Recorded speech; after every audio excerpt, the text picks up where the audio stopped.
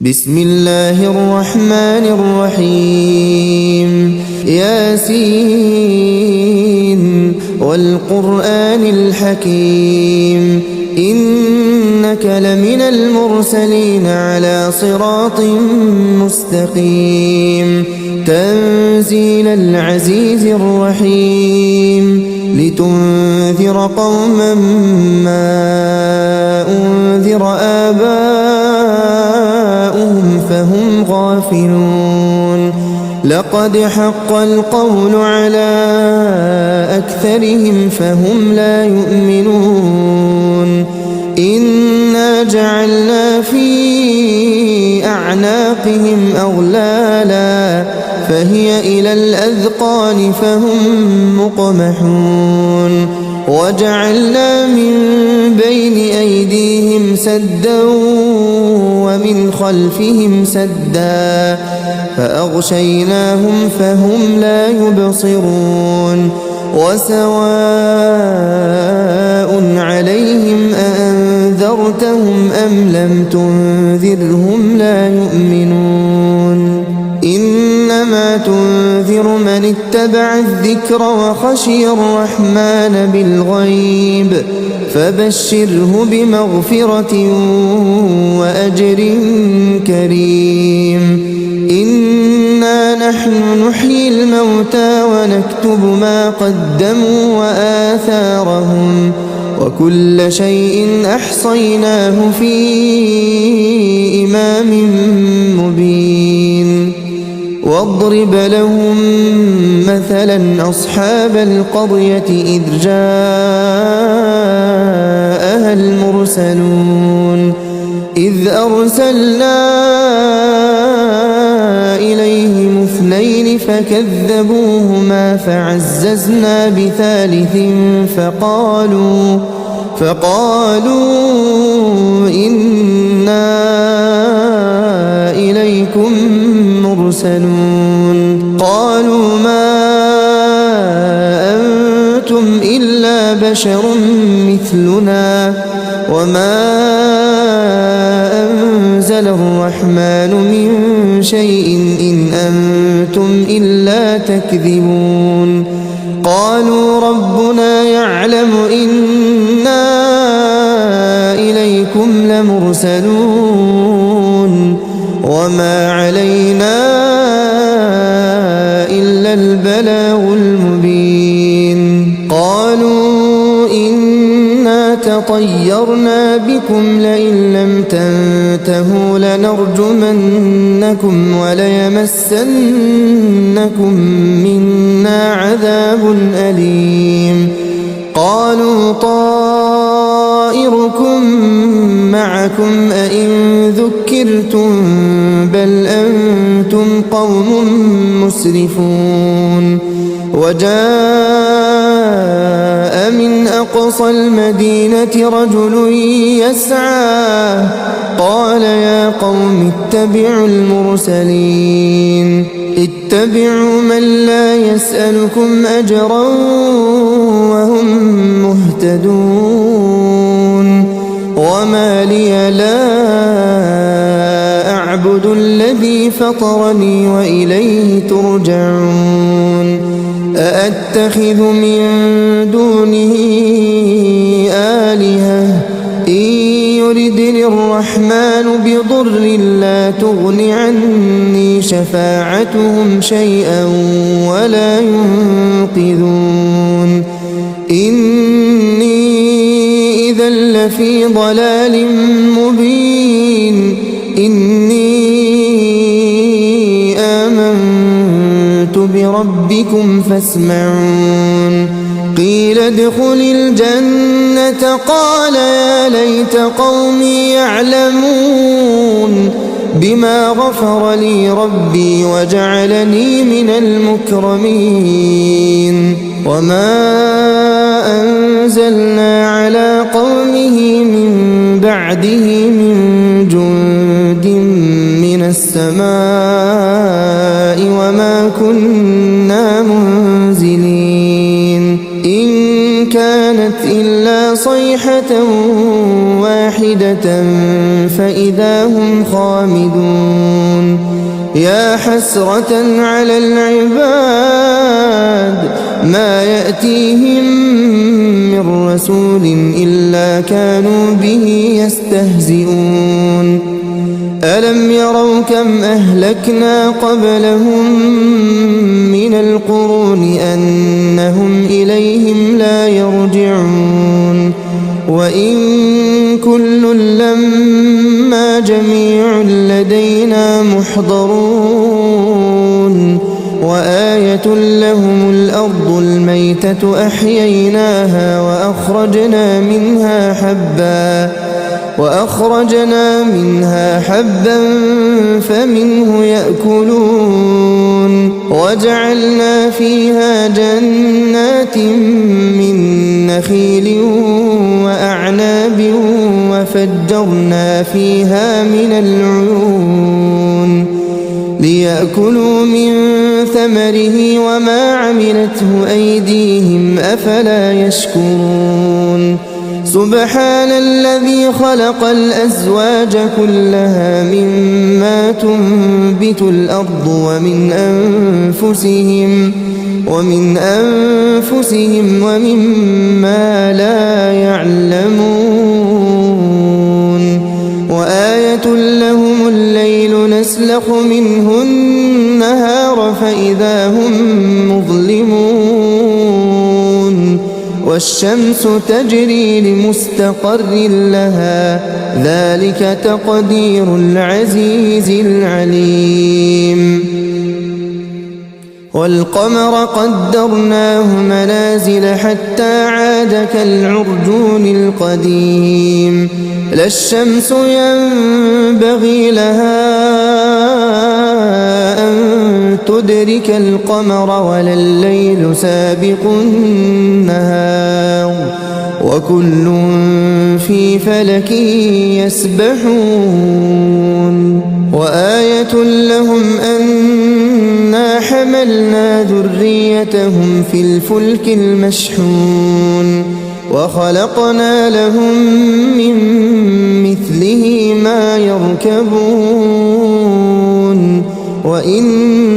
نشأ نغرقهم فلا صريخ لهم ولا هم ينقذون إلا رحمة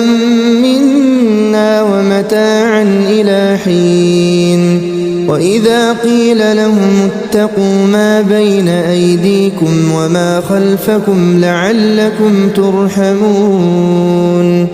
وما تأتيهم من آية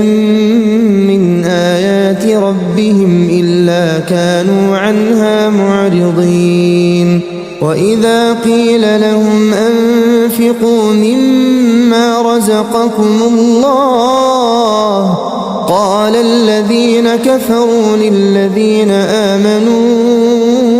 أنطعم من لو يشاء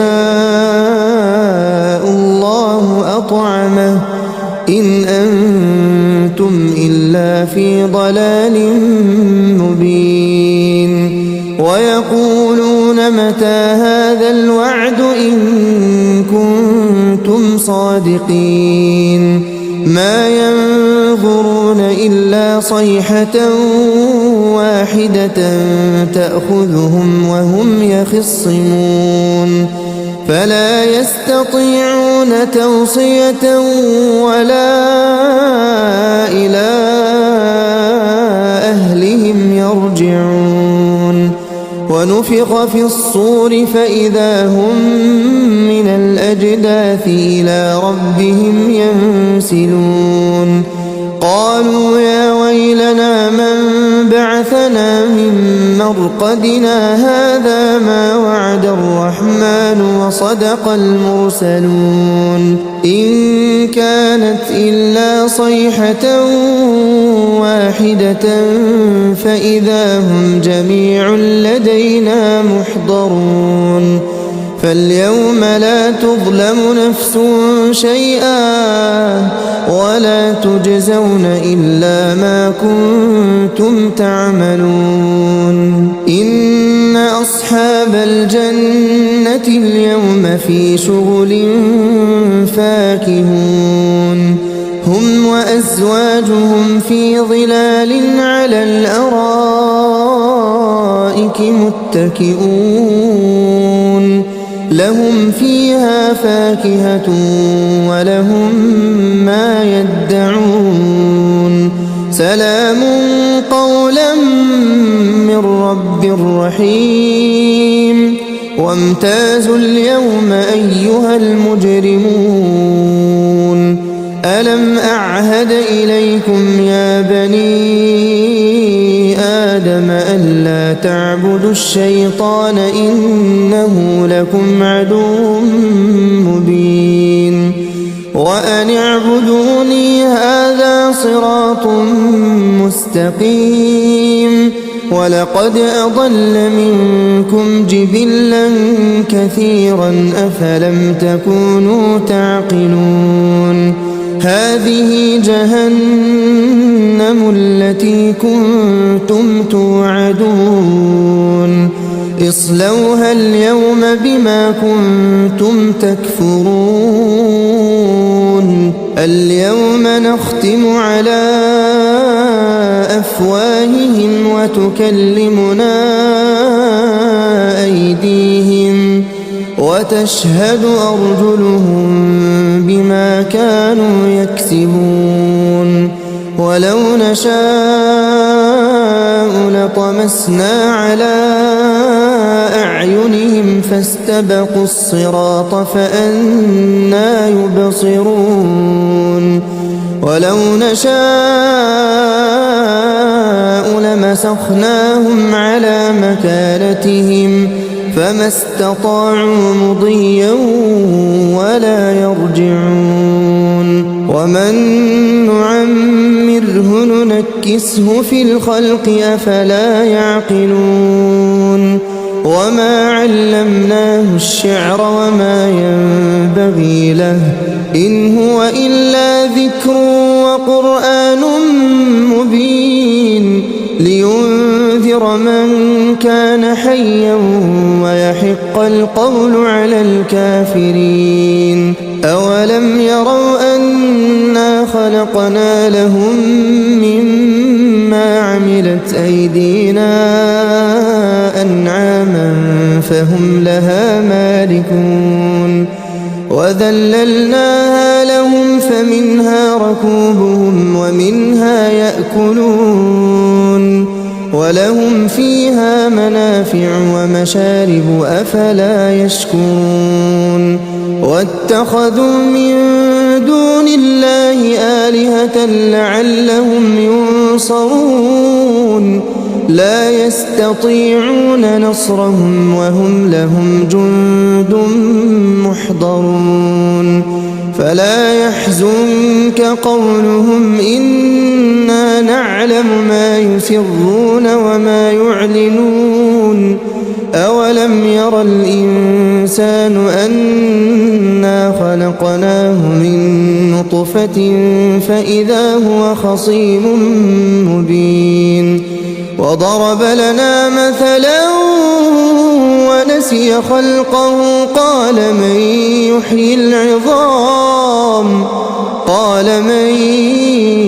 يحيي العظام وهي رميم قل يحييها الذي أنشأها أول مرة وهو بكل خلق عليم الذي جعل لكم من الشجر الأخضر نارا فإذا أنتم منه توقدون أوليس الذي خلق السماوات والأرض بقادر على أن يخلق مثلهم بلى وهو الخلاق العليم إنما أمره إذا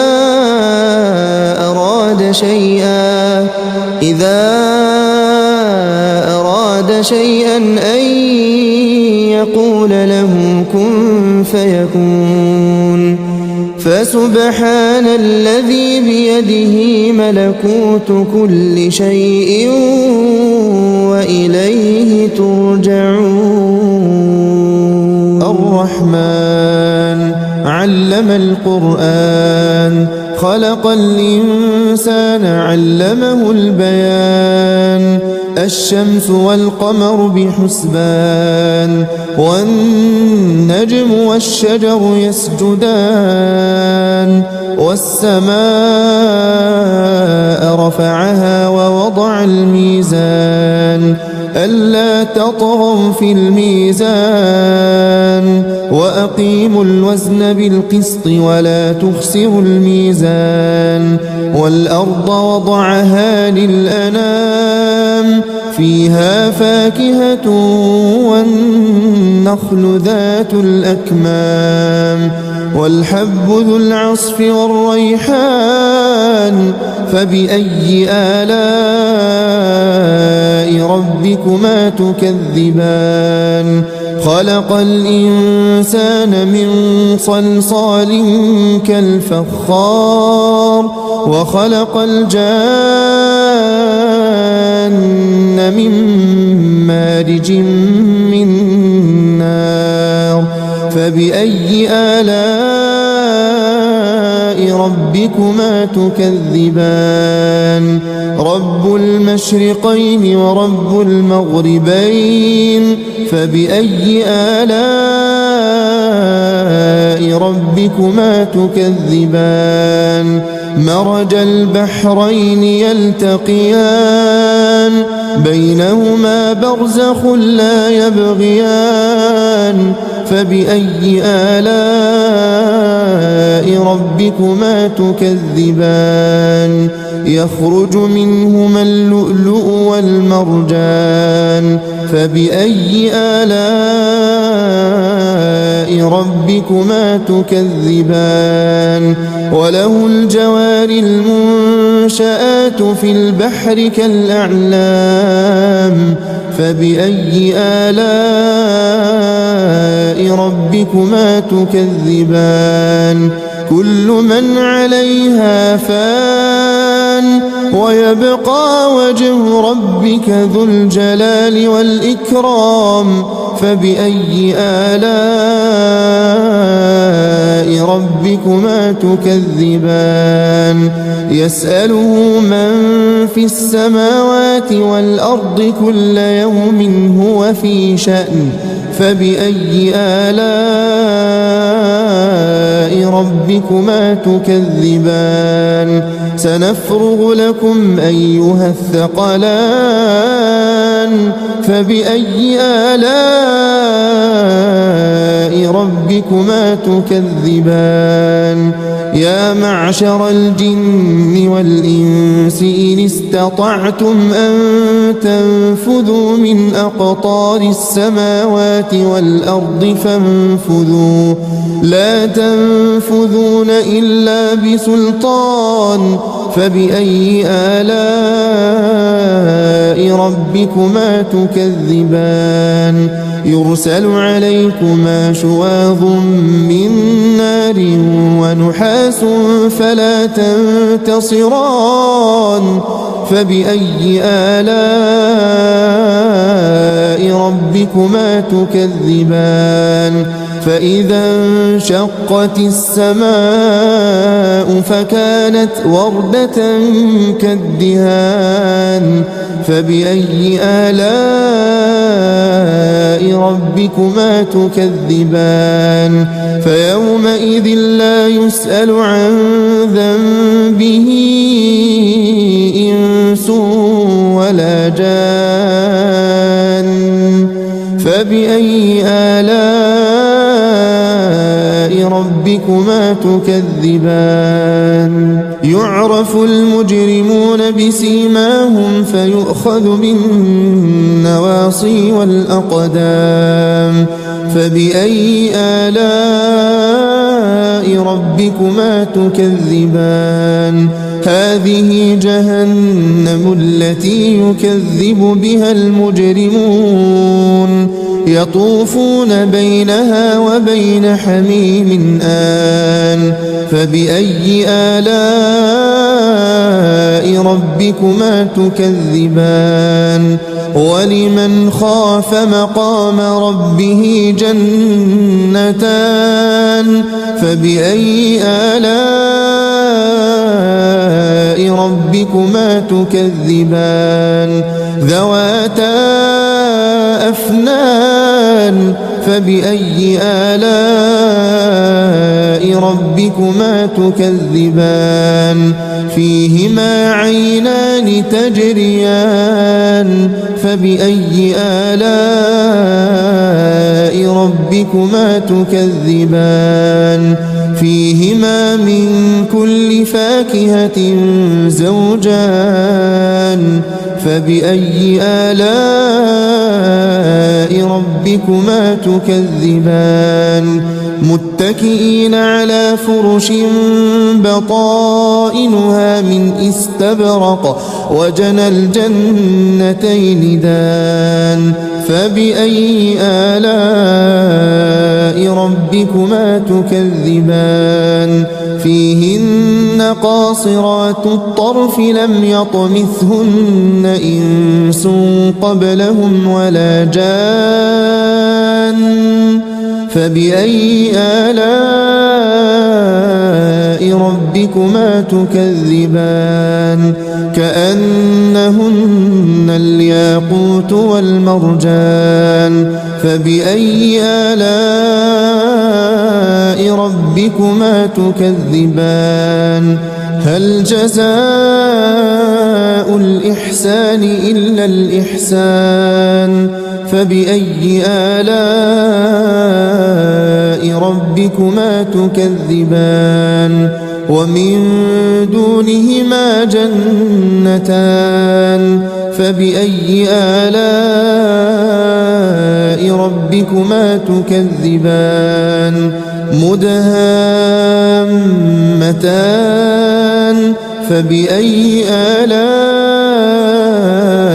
ربكما تكذبان فيهما عينان نضاختان فبأي آلاء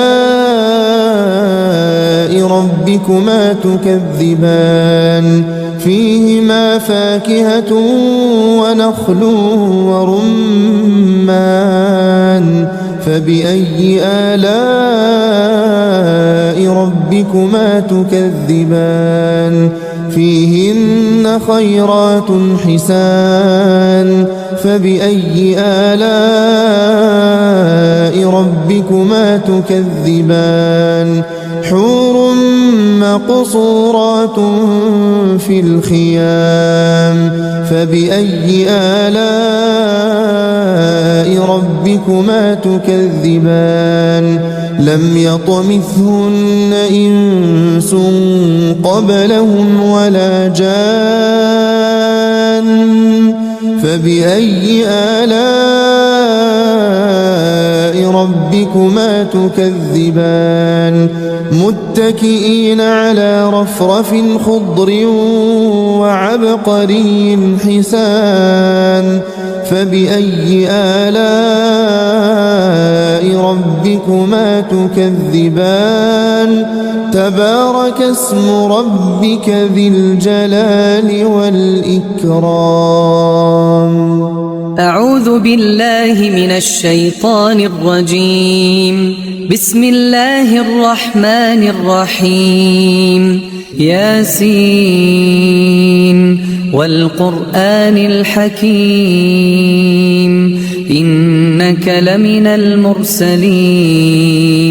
على صراط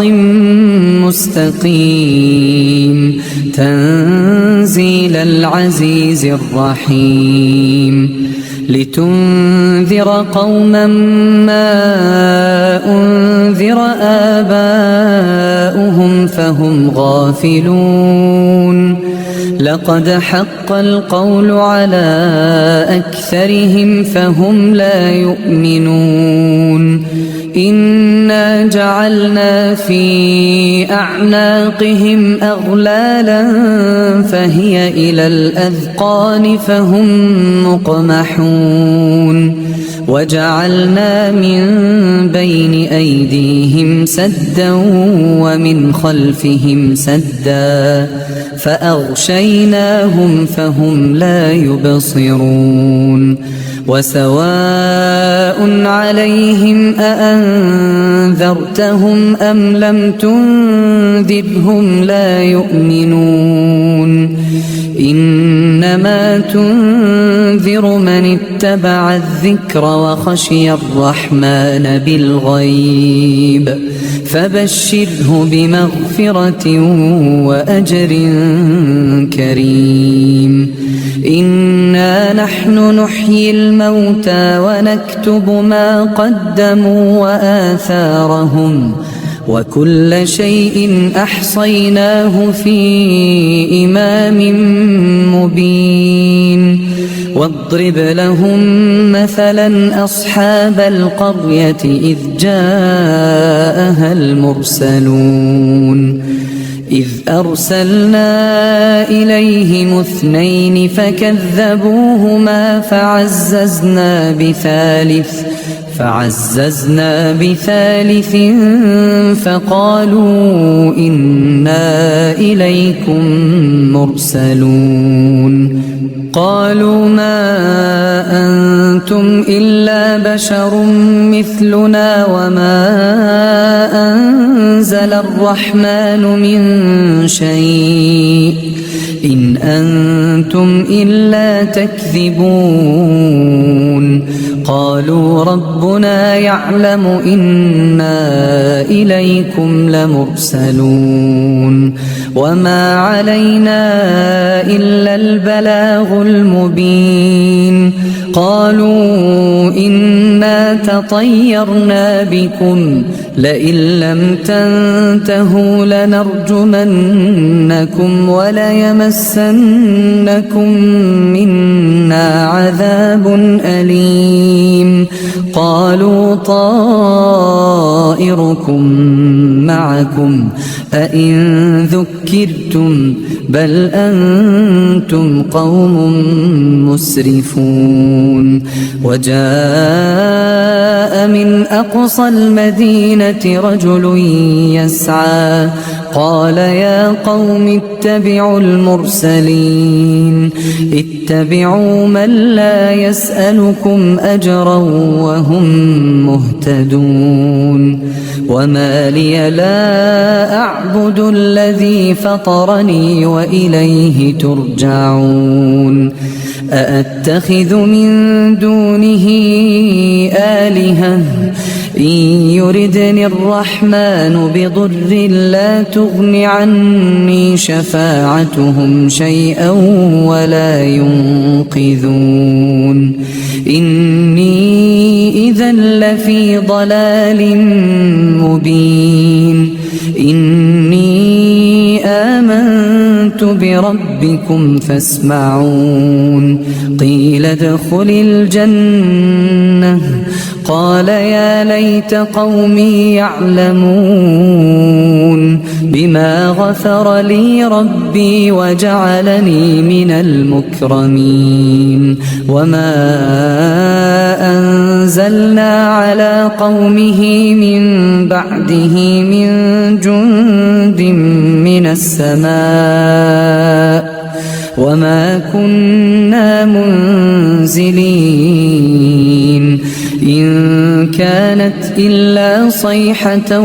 واحدة فإذا هم خامدون يا حسرة على العباد ما يأتيهم من رسول إلا كانوا به يستهزئون ألم يروا كم أهلكنا قبلهم من القرون أنهم إليهم لا يرجعون وإن كل لما جميع لدينا محضرون وآية لهم الأرض الميتة أحييناها وأخرجنا منها حبا فمنه يأكلون وجعلنا فيها جنات من نخيل وأعناب وفجرنا فيها من العيون ليأكلوا من ثمره وما عملته أيديهم أفلا يشكرون سبحان الذي خلق الأزواج كلها مما تنبت الأرض ومن أنفسهم ومما لا يعلمون وآية لهم الليل نسلخ منه النهار فإذا هم مظلمون والشمس تجري لمستقر لها ذلك تقدير العزيز العليم والقمر قدرناه منازل حتى عاد كالعرجون القديم لا الشمس ينبغي لها أن تدرك القمر ولا الليل سابق النهار وكل في فلك يسبحون وآية لهم أنا حملنا ذريتهم في الفلك المشحون وخلقنا لهم من مثله ما يركبون وإن نشأ نغرقهم فلا صريخ لهم ولا هم ينقذون إلا رحمة منا ومتاعا إلى حين وإذا قيل لهم اتقوا ما بين أيديكم وما خلفكم لعلكم ترحمون وما تأتيهم من آية من آيات ربهم إلا كانوا عنها معرضين وإذا قيل لهم أنفقوا مما رزقكم الله قال الذين كفروا للذين آمنوا أنطعم من لو يشاء الله أطعمه إن أنتم إلا في ضلال مبين ويقولون متى هذا الوعد إن كنتم صادقين ما ينظرون إلا صيحة واحدة تأخذهم وهم يخصمون فلا يستطيعون توصية ولا إلى أهلهم يرجعون ونفخ في الصور فإذا هم من الأجداث إلى ربهم ينسلون قالوا يا ويلنا من بعثنا من مرقدنا هذا ما وعد الرحمن وصدق المرسلون إن كانت إلا صيحة واحدة فإذا هم جميع لدينا محضرون فاليوم لا تظلم نفس شيئا ولا تجزون إلا ما كنتم تعملون إن أصحاب الجنة اليوم في شغل فاكهون هم وأزواجهم في ظلال على الأرائك متكئون لهم فيها فاكهة ولهم ما يدعون سلام قولا من رب رحيم وامتازوا اليوم أيها المجرمون ألم أعهد إليكم يا بني آدم ألا تعبدوا الشيطان إنه لكم عدو مبين وأن اعبدوني هذا صراط مستقيم ولقد أضل منكم جبلا كثيرا أفلم تكونوا تعقلون هذه جهنم التي كنتم توعدون اصلوها اليوم بما كنتم تكفرون اليوم نختم على أفواههم وتكلمنا أيديهم وتشهد أرجلهم بما كانوا يكسبون ولو نشاء لطمسنا على أعينهم فاستبقوا الصراط فأنى يبصرون ولو نشاء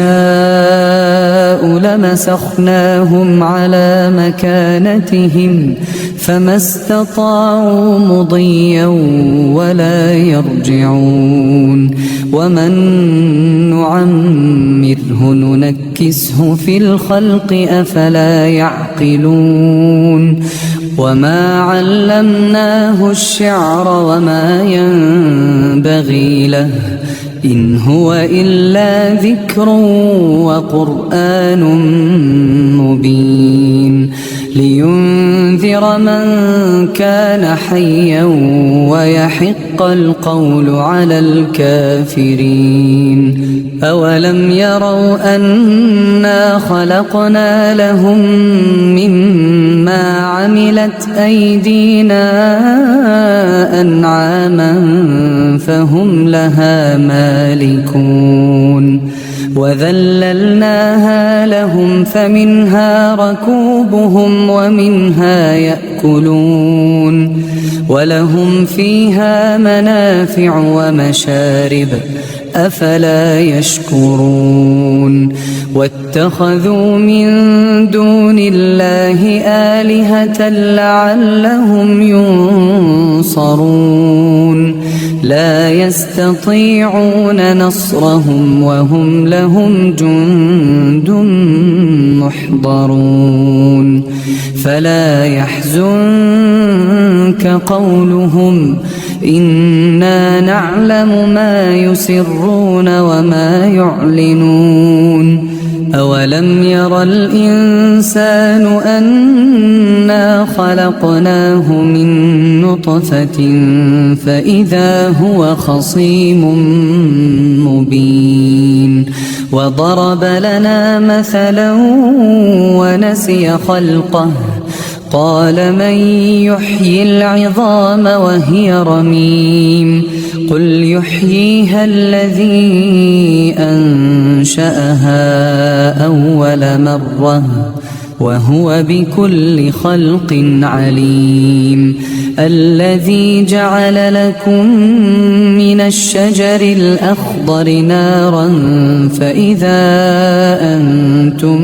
منه توقدون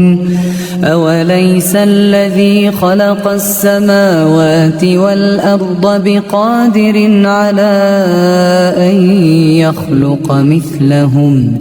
بلى وهو الخلاق العليم إنما أمره إذا أراد شيئا أن يقول له كن فيكون فسبحان الذي بيده ملكوت كل شيء وإليه ترجعون.